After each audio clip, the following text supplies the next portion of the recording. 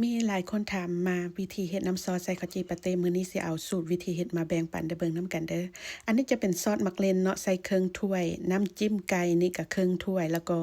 ซอสหอยนางรมใส่2บ้วงแกงจะใส่เครื่องปรุงแต่เท่านี้เนาะแต่ว่าถ้ามันไผบ่มีน้ำจิ้มไก่นี่ก็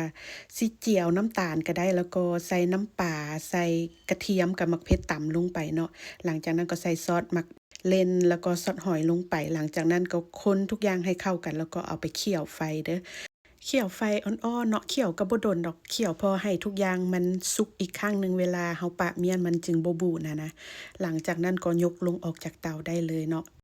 เมื่อวานนี้ข้อยโพสต์วิดีโอวิธีเฮ็ดปาเต้ตับหมูลงไปเนาะหลายคนก็มีคำถามว่าใส่ตับไก่แทนได้บ่ส่วนวิธีเฮ็ดปาเต้ตับไก่มันจะคนละแบบกับวิธีเฮ็ดปาเต้ตับหมูเนาะเพราะว่าตับไก่นี่มัน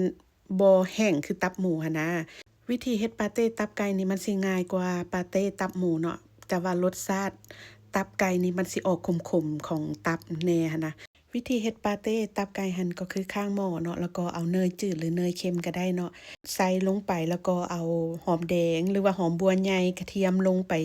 เจียวให้มันหอมเนาะหลังจากนั้นก็เอาตับไก่ลงไปคั่วให้มันสุก ถ้ามันไผมักนมรสจืดนมงัวหั้นนะก็ใส่ลงไปก็ได้แล้วก็ปรุงรสชาติด้วยเกลือแป้งนัวคะนอร์น้ำตาล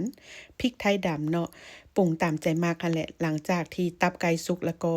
ยกลงออกจากเตามาโบดให้มันเนียนละเอียดดีถือว่าแล้วเนาะปาเต้ตับไก่เฮ็ดง่ายๆเครื่องปรุงก็บ่มีหยังหลาย